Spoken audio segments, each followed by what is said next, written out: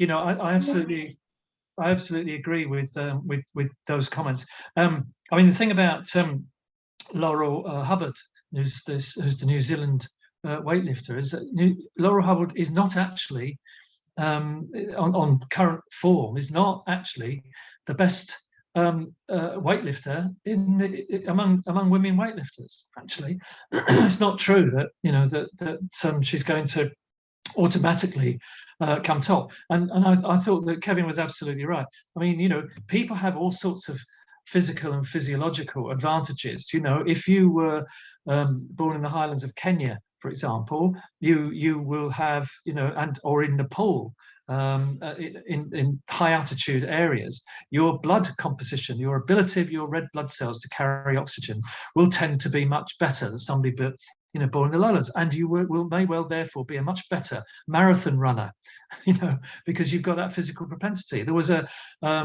keep forgetting who it was, Mark somebody or other, but one of the Olympic swimmers. What did he have that helped him to win? Well, he had huge feet that were kind of paddle-like, and was able to swim faster than anybody else on the basis of a physiological quirk of nature, if you like. And we all the same. Somebody else said, and I think it's quite right, but don't trans women athletes eliminate some other women? Well, yes, they do. But then lots of women athletes at Olympic level also eliminate lots of other women who can't reach those standards. So, it isn't an argument, but it is something that, there's a whole kind of gender critical group built around opposing these arguments and spreading really quite dodgy information. I have to say, by the way, that all of the gender critical and transphobic groups get very upset if you ask them for evidence about this stuff. If you ask them for evidence, give me some evidence that trans women pose a danger to cisgender women in toilets. Give me the evidence. And they cannot do it because it isn't there. In fact, all the evidence suggests, I think somebody referred to this, all the evidence suggests that actually trans women are at much greater risk in toilets than natal women are if they're kind of read as trans or whatever and challenged. I mean, you can only imagine what it would be like if you were a trans man using male toilets and then you're kind of unmasked, or challenged. And lots of people are challenged. And actually, the social media is full of cisgender women who don't conform to feminine gender stereotypes sufficiently well and get challenged. I just earlier today actually came across a case again on social media of a woman rugby player who suffers from alopecia and has no hair. Some people may have seen this, and she finds herself challenged regularly because she's muscular. She's a rugby playing muscular woman. She's not trans woman. She's a cisgender woman, and even on one occasion had to lift her top in order to kind of prove that she was a woman. Now, I mean, leave aside all the kind of I don't know, ideological issues here. Practically, what is the logical outcome of this attempt to exclude trans people from gender-specific, single-sex spaces, so-called? Well, the logic is that you have to have some kind of policing of that. How are you going to do that? How are you going to police those spaces? Are you going to have somebody, I don't know, that looks to see if you've got a gender recognition certificate, but what does that prove? Are you going to have somebody doing genital inspections? Are you going to just base it on how somebody looks? It's absolutely bizarre. There is no evidence, and there's no way of policing this. And the fact is actually that trans and non-binary people have been using those spaces for decades, without significant issues. And actually, looking at it from the other way around, there is nothing. There's nothing to stop a man who has ill intent towards women from dressing as a woman and pretending to be one, whether or not trans people have the right to get a gender recognition certificate, or whether they have legal rights. It's a completely different issue, and it just doesn't fit the facts. It doesn't fit the evidence at all. But I think Kevin's right. There is this assumption or this notion spread by people, transphobes and gender critics alike, actually, that there's something fraudulent about transition, that it's it is a way of getting access into women's spaces, when trans women go into toilets in order to have a pee or to use the facilities in some way, like anybody else does. I mean, it's a bizarre argument, but it is rooted in the notion that all men are potentially violent and potentially rapists, and it comes from the notion that it's patriarchy theory, isn't it, that classifies all men as kind of irredeemably potentially violent. And that is not a socialist position. It's not a Marxist position at all. It's also really, really pessimistic, because what it's really saying is, however much you change the nature of the society that you're living in, even if you had a socialist society, so-called, actually men would still be men. They'd still attack women. They'd still be responsible for most domestic violence.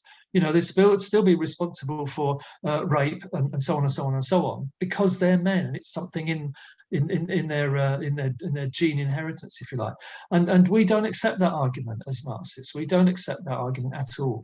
If you change the nature of society, you also change the people. The way people relate to each other in those societies. Anyway, yeah, I'm quickly a couple of other things which I think are important, because that last point does go back to something that is absolutely underlies what both the right wing argue, excuse me, what the right wing argue, which is that men are men and women are women, and that is, it's binary and it's irreducible.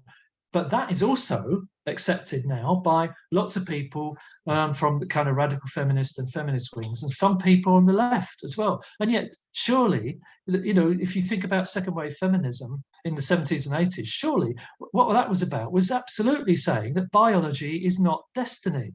Didn't they say? Wasn't that a major element of saying, we are not going to be, treated as if we're trapped by our biology, whether we're men or women. Actually, we recognize that, that there are absolutely social aspects to how we're socialized, and, the mores and the norms and so on and so on and so forth. And yet, there's this sort of fallback into a kind of gender essentialism that underpins what those folk are arguing. And it's really dangerous. The whole thing about debating. As I said in the talk, if people have genuine questions that are not personal and intrusive, and designed to put you down, well, that's fine. We can talk. But what is not okay, it seems to me, is being put in a position where you're forced to defend who you are and your existence. We wouldn't accept it if it was about racism. We wouldn't accept people saying, okay, we just want to debate white supremacy. It's just an ideological view. It's just a belief. What's your problem? Why are you offended and upset by it? You wouldn't say that, but we they do try and say that in relation to the existence of trans people. Or certainly some people do. I agree with them. I've forgotten who said it now. I'm sorry, but whoever it was, I think it might have been, maybe it was Beth, who said that actually there is a gender difference, not a gender, there is an age difference. I don't want to be too prescriptive about it, actually, but I have not met young people who are transphobic.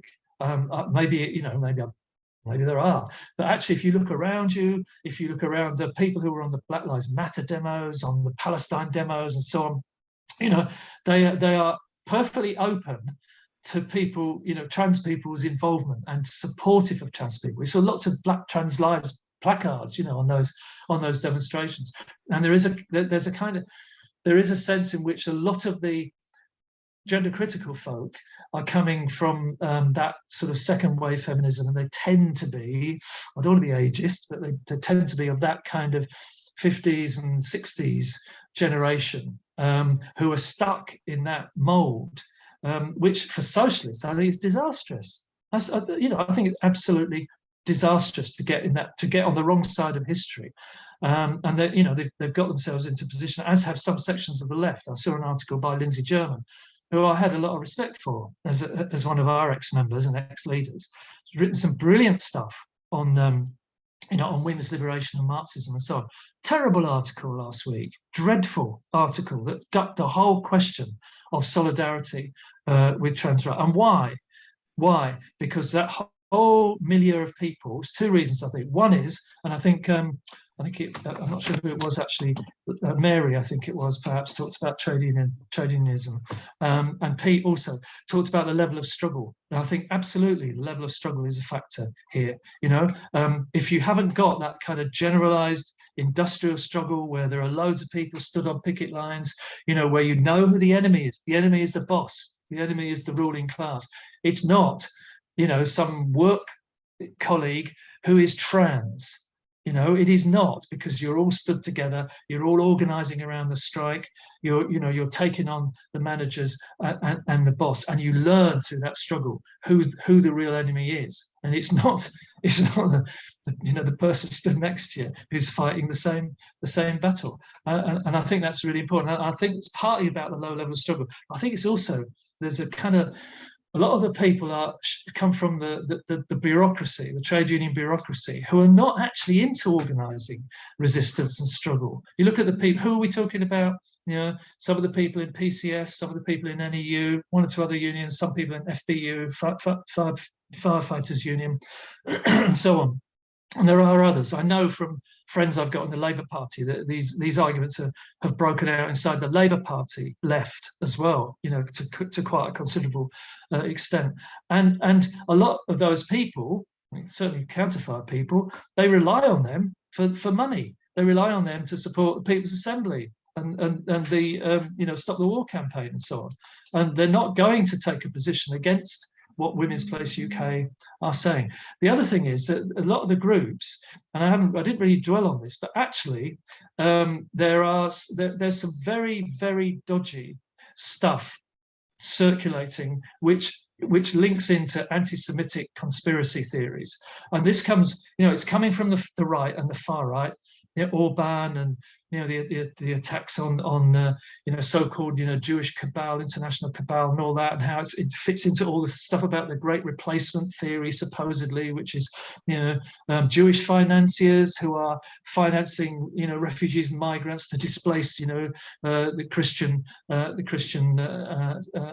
culture of Europe, etc., etc. And there are people like Jennifer Bilek. Look up Jennifer Bilek, very dodgy stuff that buys into this, and yet Jennifer Bilek is often shared by a whole number of people who are in the LGB Alliance, people in that whole kind of milieu, and they don't often distance themselves from what she and other anti-Semites are saying, and they don't, they won't do it, but they should do it. I don't actually think they're financed by the far right groups. So I don't think Women's Place UK is actually, because they finance themselves in different ways. They don't need to, but actually, some of those groups are pretty dodgy, and they do have some dodgy links with Hands Across the Aisle in the USA and so on. Blah blah blah. Anyway, I won't go on about that. I think, what else? There was the level of struggle. I don't know. Maybe I've covered that. There's probably things I've missed out. If I have, I apologise. But thank you for a really good discussion. Practically, I think it was Tim was talking about how do we orientate on the sort of stickers that go up and so on. I don't know what the situation's like in Norwich and other parts of East Anglia and so on. But I guess perhaps the obvious thing to do is to sort of make sure that if there are trans prides, we make contact with people who are organising those, that we have something very significant to offer, which is to try and make sure that there are links built between the trans rights groups, which are often kind of young people who are not particularly linked into the trade union movement, and the trade union movement. So can we get banners onto the trans pride protests? Can we get banners onto other protests? Can we suggest to them that actually there's an organised sticker covering up, and stripping down, doing kind of, building those kind of concrete links, like that, in just the same way actually as we try and build united fronts around fighting for, issues around women's rights, issues around and trans rights, and not accepting at all fundamentally that there's any distinction between fighting for women's rights. A victory for women's rights is actually a victory for trans rights as well, and vice versa. And there are concrete things, I mean, for example, I'll try and finish on this, but things like provision of public toilets. I know I'm back to the toilets question again, but there have been loads and loads of toilets shut as a result of austerity, public toilets. The whole thing about having access to gender neutral toilets. I don't happen to think all toilets, by the way, should be gender neutral, but there should be access to gender neutral toilets, and that can be fought inside workplaces. Public toilets, proper lighting, proper secure stalls, actually having attendance in toilets again. All those concrete things we can raise to try and build kind of a concrete struggle around issues that helps to unite people. And finally, should we be optimistic or pessimistic? I mean, in some parts of the world, it has got much worse, and you do take your life in your hands if you come out as trans or gay. There's no two ways about it, actually. But in other parts, people have fought back. Somebody talked about Section 28.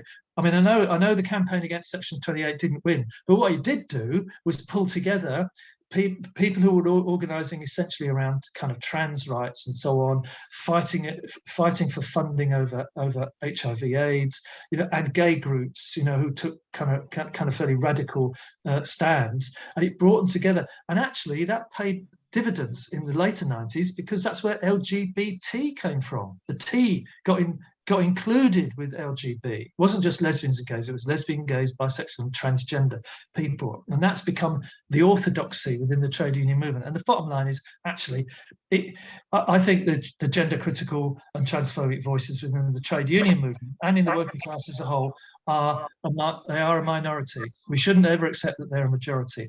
Every time there's a conference, any EU conference or whatever, they lose. When they put their motions up, UCU, they lose. And we should be confident that our arguments can win, and that ultimately our argument about we need to change the world to fight oppression and not just to fight it here and now, but actually to transform the world and fight for genuine liberation for LGBT people and everybody else who's oppressed. That has significance, and that has a pull on lots of the young people that we can work with in the coming period.